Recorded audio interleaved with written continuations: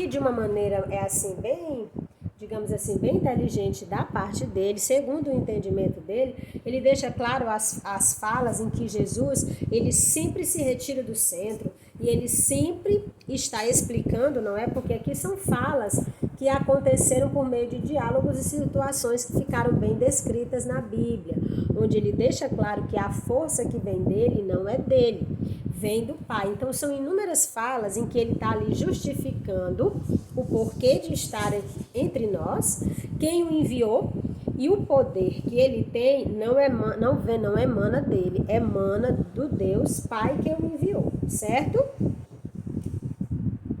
Então aqui, já por meio desses trechos aqui, que foram retirados da Bíblia e que fazem parte dos livros e dos escritos de Allan Kardec, para ele essas falas que estão na Bíblia, estas especificamente, justificam o fato de que Jesus não é Jesus Deus, e sim um missionário extremamente evoluído, no caso dele um espírito extremamente evoluído e desprendido das coisas terrenas, que vem anunciar a palavra de Deus, certo?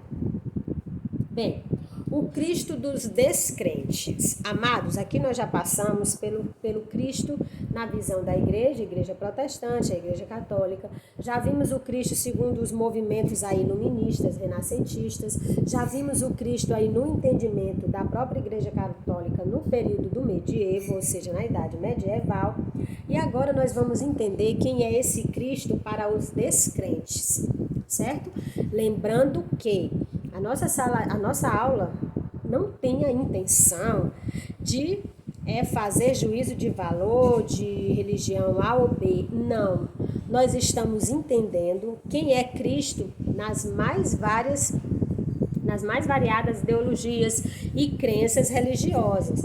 Lembrando que todas elas, certo? Todas aquelas aqui são as que entendem Jesus como Filho de Deus e as que não entendem, têm por ele um respeito muito grande, certo?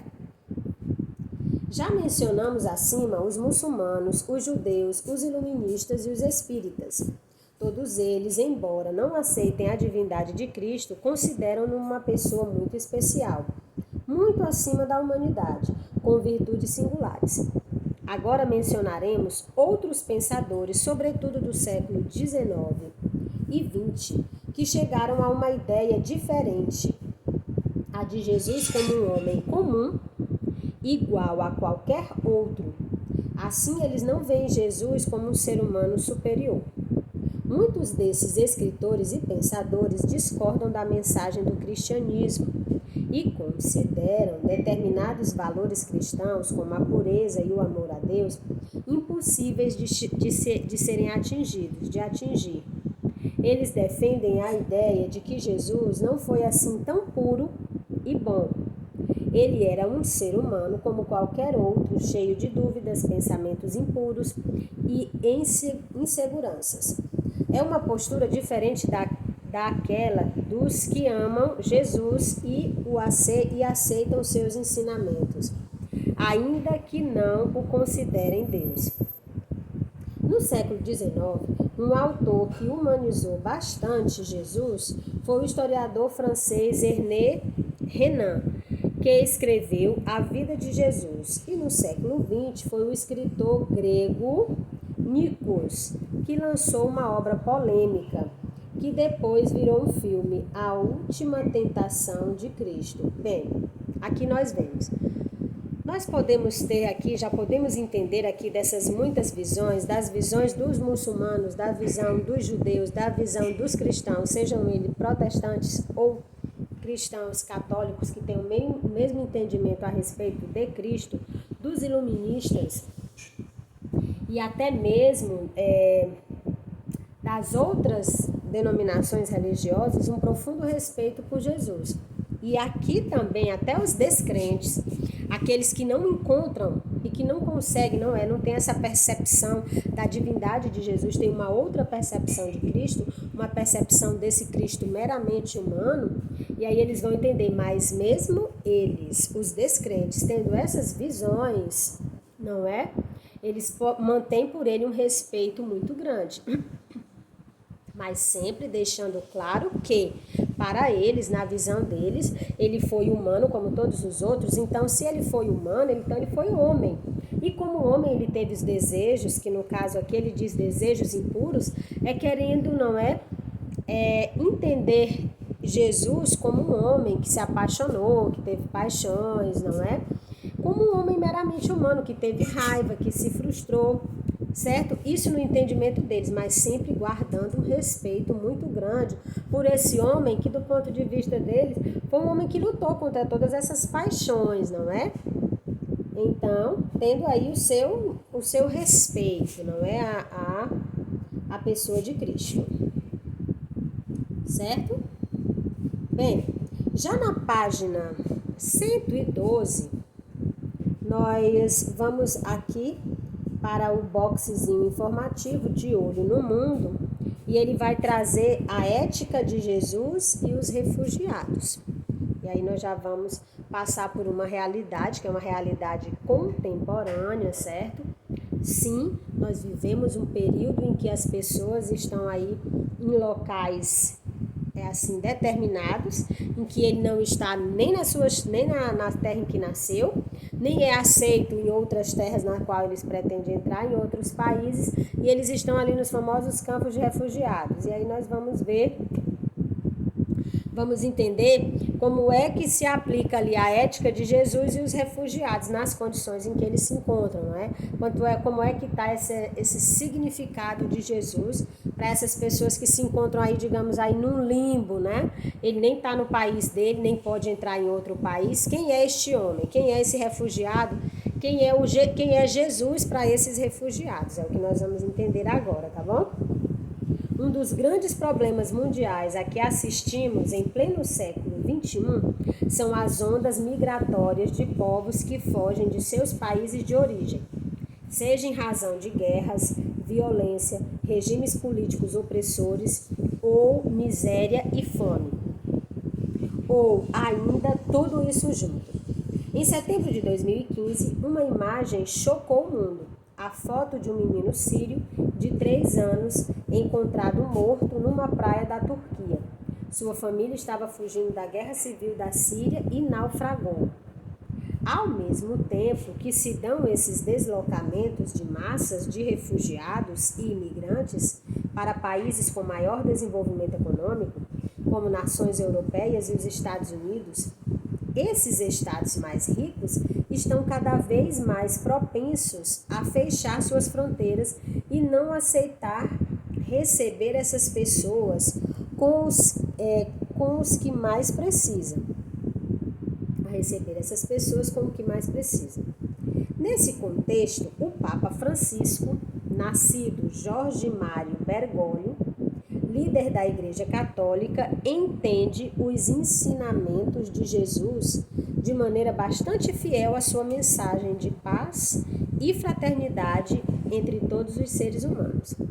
A ANSA Brasil, a agência italiana de notícias, noticiou que o Papa Francisco criticou a retórica populista sobre os imigrantes e disse que as autoridades têm a obrigação moral de ajudar as pessoas que fogem de guerras e da miséria. Então, essa ética aqui, ela é aplicada, o que o Papa está querendo aqui, na verdade, o que ele está querendo é chamar a atenção dos países mais desenvolvidos, certo? Poxa, se eu tenho como ajudar, por que não ajudar, certo? E aí, dentro desse contexto, nós poderíamos ver aí essa realidade dos refugiados. Quem é esse Deus? E aí nós vamos falar de vários refugiados, povos de culturas variadas e com crenças variadas, e aí não ficaria restrito à ideia de Jesus, e sim a uma outra divindade religiosa que é o representante máximo das crenças religiosas às quais eles pertencem, certo? Com as quais eles se identificam, com as quais a sua cultura, não é, já vem ali passando ali de pai para filho. E aí ele diz: O líder católico não citou especificamente nenhum país, mas criticou os governos que usam medo sobre a presença de imigrantes como desculpa para justificar, por exemplo, crises econômicas, como ocorre em várias nações europeias e nos Estados Unidos. Em outra parte de seu forte discurso, Bergoglio ainda criticou a má distribuição da riqueza no mundo, que causa tantas crises internas nos países, mas também força muitas pessoas a tentar buscar uma vida mais digna em outra nação. Não pode um grupinho de indivíduos controlar os recursos de meio mundo. Não podem pessoas e povos inteiros ter direito de recolher apenas as migalhas. Desde que assumiu o pontificado, o Papa Francisco sempre defendeu a causa dos imigrantes e dos refugiados, tanto que uma de suas primeiras viagens foi até a ilha de Lampedusa, na Itália, uma das principais portas de entrada de imigrantes ilegais na Europa. Bem, aqui como vocês viram, é uma questão extremamente delicada. Estamos falando de seres humanos. E aí essa ética a qual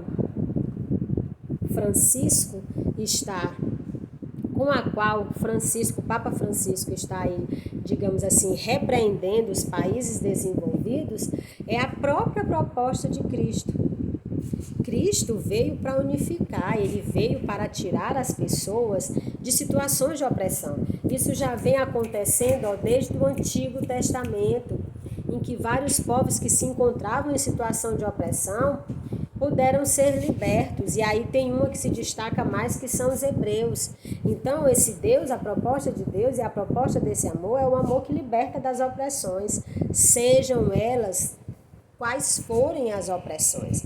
Então, se nós formos entender, amores, se nós formos colocar aí a ética de Cristo em prática e nos colocarmos no lugar daqueles que nesse exato momento estão lá numa faixa de terra que não pertence a eles, saídos do seu país, você sabe o que é você ter sua cultura, sua vida, sua história, sua sociedade, suas crenças religiosas e precisar deixar tudo isso para trás, você deixa a parte física para trás. Você não deixa quem você é, você não deixa a sua essência, você continua a ser aquele sírio, se for muçulmano que tem Maomé como seu representante máximo, como seu Deus, certo? E aí você fica naquela situação, você não pode entrar num país porque eles dizem que lá já tem gente demais. E com a entrada de tanta gente, vai desequilibrar a economia. Você fica escondendo o seu desejo maior por trás desse julgamento. Eu não quero você lá porque você é uma pessoa diferente de mim. Eu não quero me misturar a você, e aí fica usando a ideia das economias, não é? Mas são pessoas, são seres humanos. Eles só são pessoas diferentes, mas têm suas crenças religiosas e precisam ser respeitados. É só apenas mais uma pessoa diferente.